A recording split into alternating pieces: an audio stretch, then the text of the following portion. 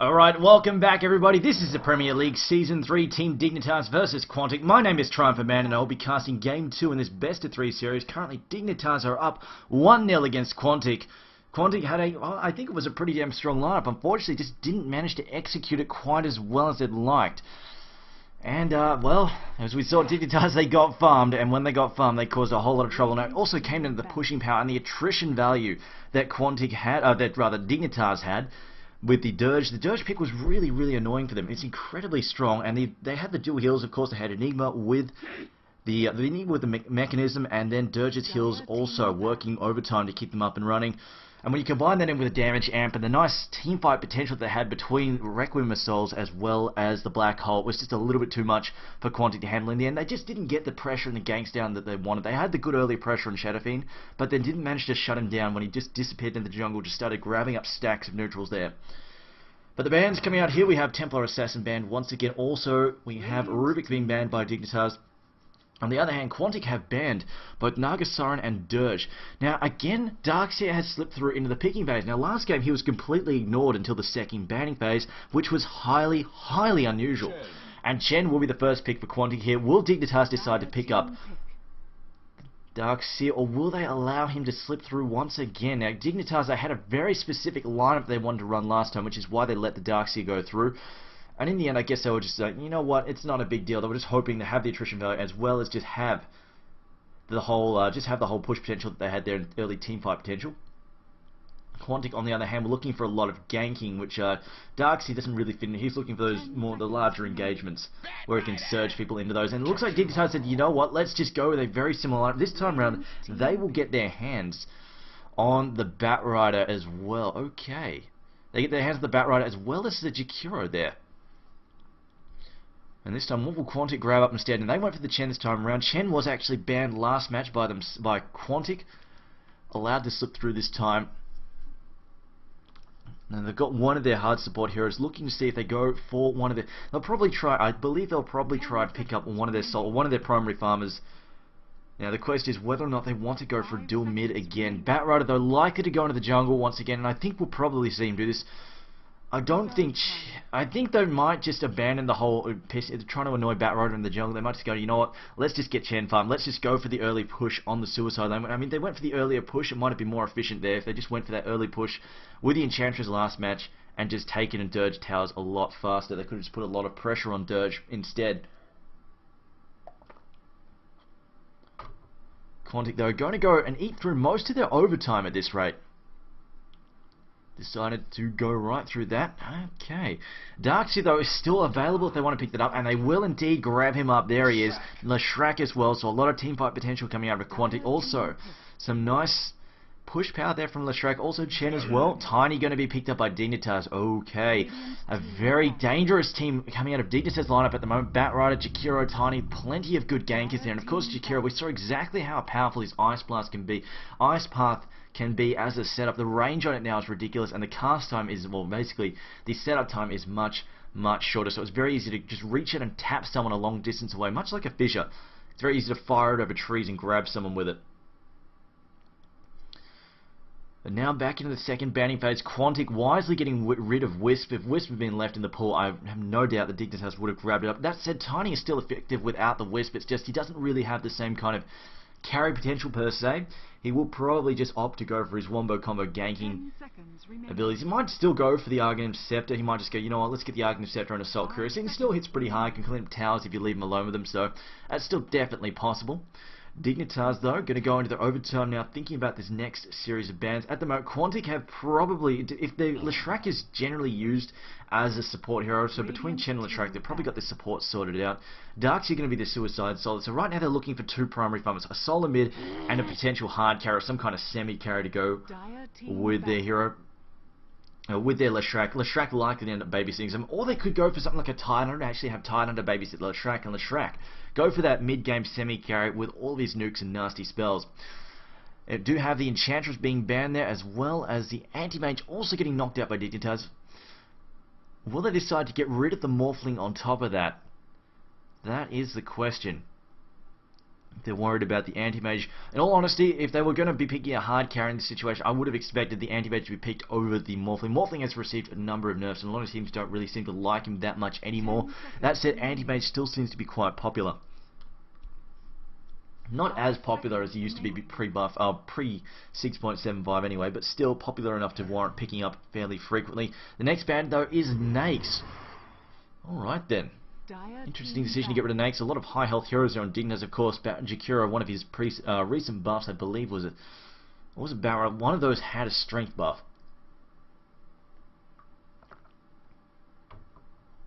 Finishing off Quantic's lineup there, they will ban out the Enigma. Enigma, not a bad ban at all. Enigma is something that Quantic honestly could have thrown in if they wanted to. They could have. Enigma is actually a very viable solo mid. Does control the lane quite nicely with the conversions, and as well as the fact that he can actually just 1v1, he's pretty damn annoying to take on. He can cause a lot of damage with those Eidolons during the early laning phase. Final ban for Dignitas though, I think they definitely want to just try and pick off some of those primary farmers. They've gotten rid of a couple of the hard carries, might just want to get rid of one of those super solos in mid, something like Queen of Pain, unless they plan to run. They could quite easily slot a Queen of Pain into the lineup. The question is though, where are they going to put Tiny, whether or not he's going to be a solo mid or not. We'll find out. And the final ban there, again, another respect ban there. Korok, a very, very nasty Storm Spirit, so it makes perfect sense to get rid of that because they were definitely looking for some primary farmers and a solo mid. And Korok, well, the Storm Spirit and Korok, they go together like peanut butter and jelly indeed. The next pick, though, will be the Dragon Knight. It's an interesting choice there. They have got, he's got some decent push potential. He's also pretty strong in terms of the fact that, well, Chen makes him incredibly difficult to get rid of. He's one of those tanky heroes, particularly in the mid-game. A mech and a Hand of God makes him incredibly hard to get rid of. At the same time, though, once he gets to level 16, Vacuum gets everybody splashed by his cold ice breath. Let's see what they decide to do. I think they could possibly do with another AoE power stun, just to go with the Darks here. You get a couple of heroes sucked in, and then I was going to say they could go with the Tidehunter, but they decided not to. Rather, Dignitas decided to snap that up. But if you get another good AoE stun to go with Leshrac and Darks here, that can cause all sorts of carnage in the middle of a team fight, knock out 2 or 3 heroes quite easily. And the final pick is going to be a Viper. That is definitely unexpected. I think this is really going to hurt Tiny. Tiny, of course, if he's going to try and go for his whole semi-carry role, he does suffer quite a bit against kiting. A lot of heroes, I mean, this is just a common problem for any melee hero that's trying to carry. Kiting is a huge, huge issue. You really need some kind of mobility to get around it. And we've seen the next combos with a mobile hero, a blinking hero, and of course, Anti-Mage has that built-in blink as well. 10 seconds remaining. The final ban here for final pick here for Dignitas. 5 seconds. Tidehunter, Jakiro, Batrider, Tiny, and we call this a bit of a noob combo just because it's one of the things. Lots and lots of stuns, and that said, a lot of AoE stuns to boot as well. It's a very hard combo to mess up. That's why I call it a noob combo. Not to bash on it or anything or delegitimize it. It is definitely a legitimate tactic. It's just a very easy tactic in comparison to some other things, but it's a very effective tactic too. Lots and lots of lockdown. And Quantic are definitely going to have to worry about this. They don't really have the AoE to back it up themselves, and especially if Chen starts getting hit by those stuns or gets picked off by a combo from Tiny, they're going to lose so much attrition during that fight. It's not going to be particularly nice at all. They could even just try and pick off Leshrac quickly, pick off Darkseer, especially Leshrac as a support hero. He is quite vulnerable with this lineup indeed. And with this amount of stun, also Jakiro is actually has a good chance of getting off some good macro pyres. One last pick here for Dignitas. I think well, it depends where they're going to put Tidehunter though. Tidehunter is definitely he's a very viable support hero. He could actually be a solo hero, although in this case I think he might be playing soft support. We'll see. And the question is whether they want Tiny to solo or if they're going to go with the 2-on-2, or if Batrider is actually going to get a chance to jungle. In fact, they might actually Dignitas might actually try to do the same trick. Invoker has been picked up, so I think we'll see Invoker solo mid, Tiny in the safe lane, being backed up by Tidehunter / Jakiro and Batrider in that suicide lane. They could actually even throw... Well, actually, Batrider's kind of level hungry, so they might just leave him to his own devices. We'll find out who's playing what in just a second, though, and we're rolling into the second match. Quantic versus Dignitas. Quantic, they need to win this game to stay alive. Dignitas, on the other hand, they win this match, they secure themselves another point in the Premier League Season 3, and I believe that will put them on par with Empire. Of course, Empire, the team to beat, to be honest. They are looking to be very, very scary as of recently. Let's see who decides to play what. This will just tick down in a second, but 10 seconds I remaining. did actually turn on voice record, didn't I? Yes, I did turn on voice record. Good. 5 seconds remaining. Now, the question is where they're going to put Dragonite. Now, sometimes we see Dragonite in the safe lane farming, other times we actually see him take the solo mid. Both are very viable for him. Alright then, so let's call out the players. We've got Universe playing the Shrek, Bleak playing the Dragon Knight, Painted Gold playing Darkseer, and Lust playing Chen. Also, Korok will be playing the Viper. Korok likely to take the solo mid. We'll see where he goes though. And on Dignitas, on the Dire side, we have Vogt playing the Invoker, Tides playing Batrider, A2000 playing the Tiny, and Snaking playing the Tide Hunter, as well as Way Too Sexy on Jakiro. A2000, we saw him in the hard lane last time round. I think they could try and pick up some kind of kill lane with it, but I don't think they'll stick him there this time round. Tides of Time, I think, is more likely to take that suicide solo, and they could indeed put Invoker there, but be a bit of a waste, especially since he's a perfectly viable mid.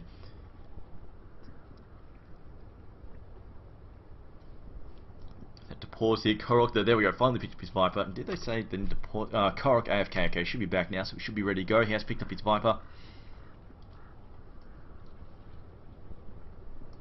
Just wait for them to sort themselves out and get this second match rolling. Is this the first game where Darkseer's not picked a ban? Darkseer is picked. He is on the Radiant side, but last game was the first one I have seen in a very long time where Darkseer was not either picked or banned. Was not picked or banned in the first series. Was actually banned in the second series of bans, but not being picked in the first series is like after slipping through the banning phase, not be picked. That is very, very unusual.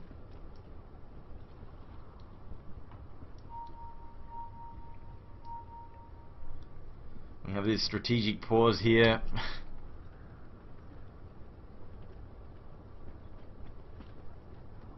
He's waiting for Universe to unpause it, alright. Trump was having some issues with his net, we'll see.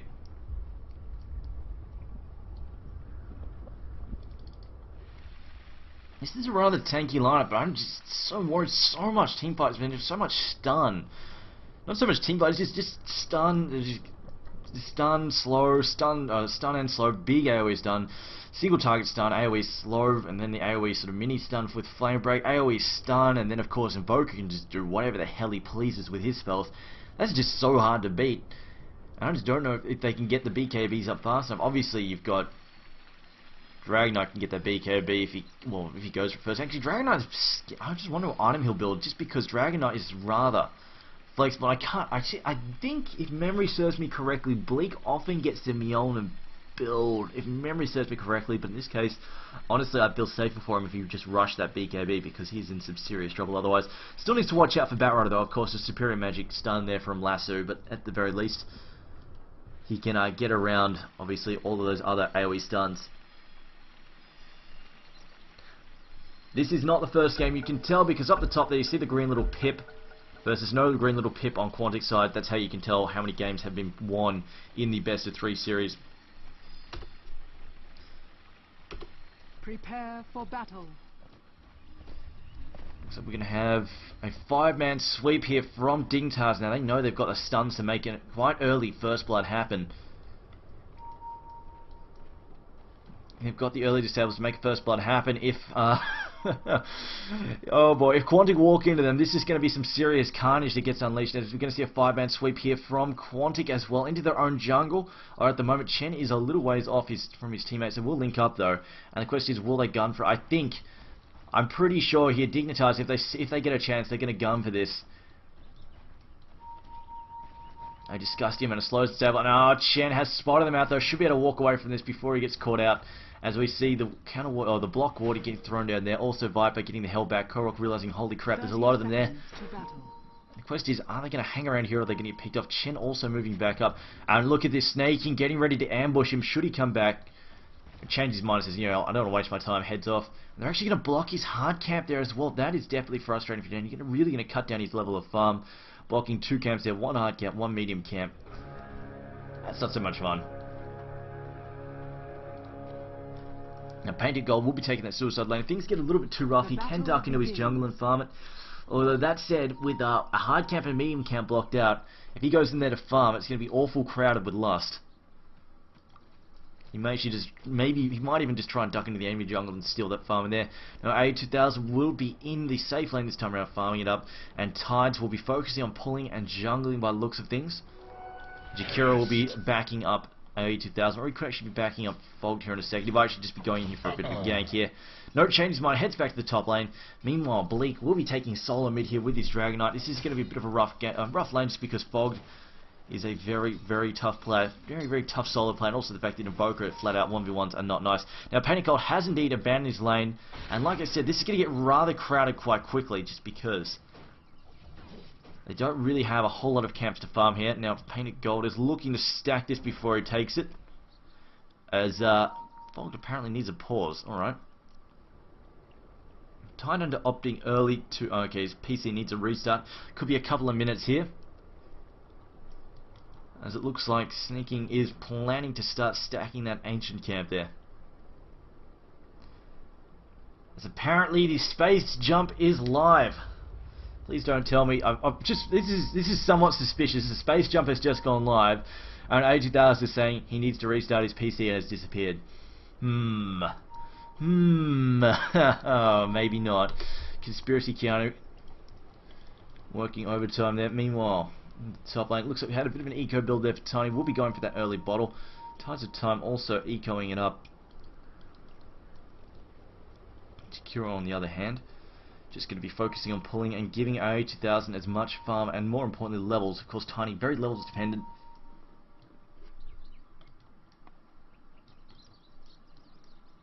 Gonna get that counter ward down. That should be within range, I think. Might just be out of range. We'll see.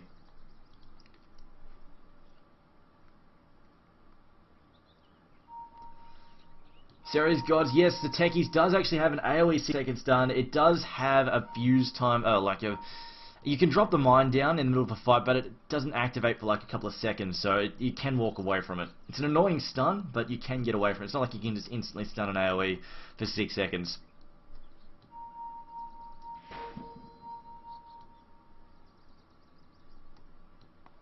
Also, I would like to remind everybody, we do have tickets for sale. You can actually, if you want to watch this in-game or even catch the replays, you can find them in here. If you want a season pass there to the Premier League, they are available for the expensive price of all of $3. Alright, Fog just saying good to go. Here we go. The question is, Fog going to go for Quace Wex or Quace or Exalt Quace? He's going for an up with the Quace, but that could quite easily turn into an Exalt Quace build. And it looks like this ward is just out of vision. That is definitely frustrating. Chen realizing that he did not manage to reblock it, or unblock it there, as it looks like Universe looking for it inside that tree. Doesn't find anything though.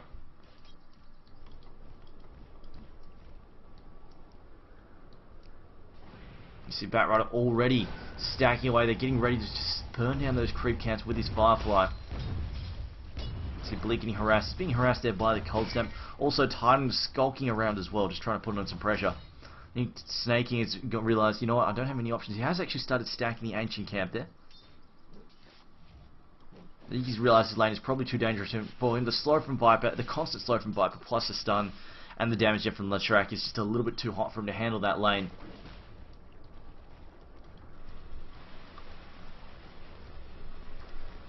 See a bit of remote farming here with the Iron Shell from Painted Gold.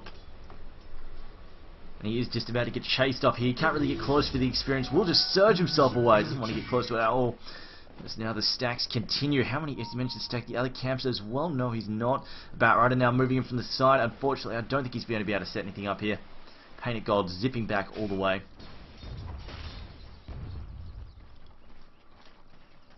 Just looking at the farm, it is currently 10-2 for Tiny, 12 and 13 and 12 there for the Viper. Korok farming extremely strongly at the moment. Meanwhile though, 9 and 0. The Darks are actually getting a little bit of farm in, although I think a whole bunch of them were Kobolds. It's possibly a little bit misleading, that number. And we'll just be setting up more of those remote iron shells. Meanwhile, pressure is on the top tower. Versus will they decide to gun for it? They do have the heroes to try and press in if they wanted to. Not much snaking do. Snaking is still struggling to hit level 2, struggling a lot more there than Batrider. Batrider also managing to stack. Batrider's just farming away like crazy. We saw last game, Tides did not. We saw last game that Batrider really got messed up early on, whereas this time around he's actually doing really well.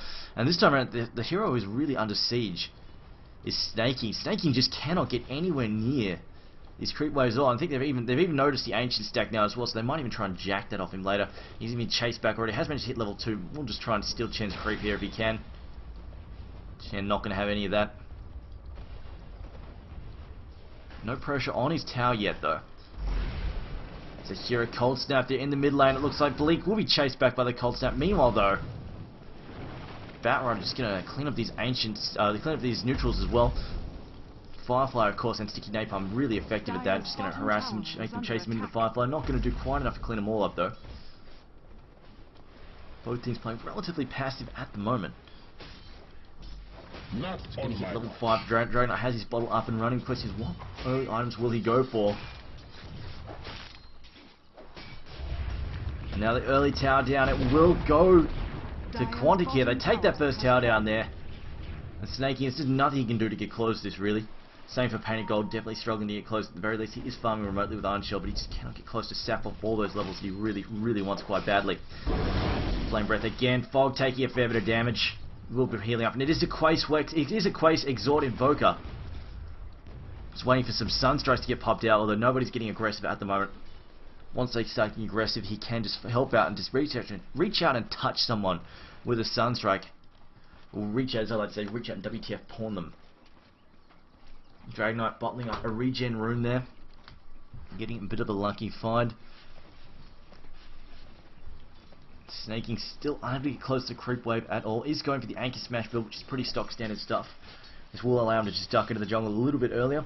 Painted Gold copping a bit of harass there from Jakiro. Jakiro just threatening. Jakiro doesn't want to get too close just because there is the possibility that Painted Gold will just hit Surge and try and run. I'm going to see the Iron Shell does a fair bit of damage. Dual Breath, it is... Yeah, it is a level 1 dual breath. Decides to not close in on that at all. Now, 8,000, 27 and 5 at the moment. Meanwhile, it looks like they have managed to chase off Snaky. And Snaky look for a ganky mid. Can they find it? There's a cold step. Gushes, well, Bleak is in some serious trouble here. Anchor Smash going to be follow up as well. Looks like he may actually get away here. Not enough stun, not enough slow. As we see the port in there from Leshrac arriving to support and counter gank.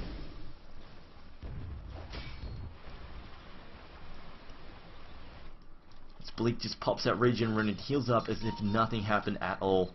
Meanwhile, Viper though still last hitting like a boss in his lane, 37 and 19. 37 and 19. No wonder Snaking doesn't like sitting in that lane. Now camp for the 6-minute rune. It goes top though, and it will be found by Jakiro. And an Invis rune here. Can he make something happen? Looks like he's going to go mid and try and clean up the Dragonite. Or the Dragonite, I think, has possibly realised there is a rune missing in action, which means somebody could be doing God knows what.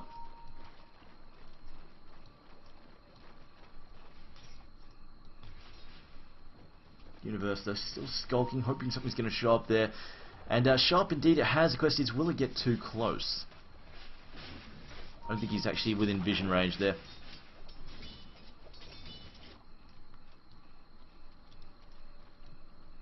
Dragonite now picking up power treads. Has got his fairly early power treads at 7 minutes or so. Just waiting to see the first. I've seen everything, like legitimately, everything from Sanjin to Lothars to Mjolnir to the armlets. So many different builds for the Dragonite. And there's another Flame Breath. Just going to CS and harass with that. Fog cares all that much. It has switched over to Sunstrike. Looks like he might be looking for a gank fairly soon with that Sunstrike. Nobody's just making anything happen. And right now, there's not a whole lot time they can do at the moment at all to help out. He's losing a lot of experience. A to pulls and B just being harassed back. DK just... Twin-headed Dragon just throwing down some wards there. DK just hear him, no, farmed away. No real issues at all, and there's the power treads. They have arrived. See Chen with a Wildkin War Chief. Akira now headed back to the top lane. Can he finally make a gank here happen on the Darkseer? No, he can't, because Darkseer, or maybe he can. Darkseer looks like his spidey senses were tingling, and he throws down the lane wall while he's at it. So you can look out for those counter ganks. Very, very powerful counter ganks, especially in the early game.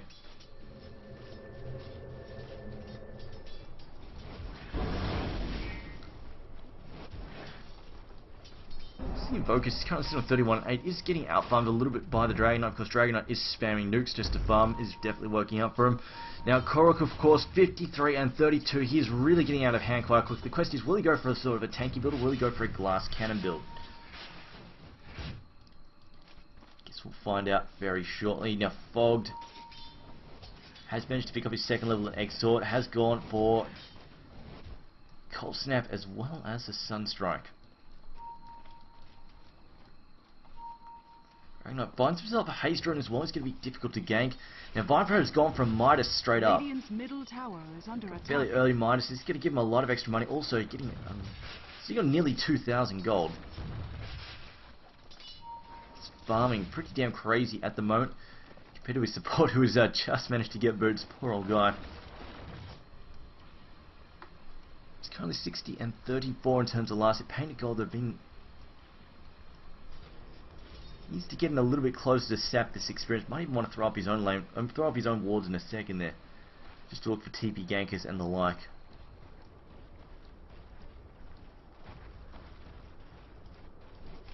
Tidehunter having to back off once again, being chased down his lane. Not much he can do at all. Chin also still getting aggressive. It has also picked up a Centaur. It looks like they might go for the second tier tower as well. Yes, indeed, looks like Quantic are going to gun for the second tier tower. Should be able to get this. Still no reinforcements being mustered at all. Easy tower down is going to be there, so this keeps up. Although Batrider has shown up now. As it looks like Tiny, though, going to be taking that first blood. If they manage to pick him off at range with a whole bunch of stuns. Dire's top tower is under attack. Bob currently sitting on 45 and 10, Dragon up 53 and 8. First couple levels was definitely a little bit rough for Invoke before he had all of his invocations up. Of course, once he gets his invocations up, it's like playing a different hero entirely. He becomes absolutely crazy so damn quickly. AO2000 also going for the Midas, so it looks like we're going to be a Midas game here. Both heroes do appreciate the attack speed quite a bit. Or that said, Tiny definitely more. And also hoping that he can farm up a Storm very quickly.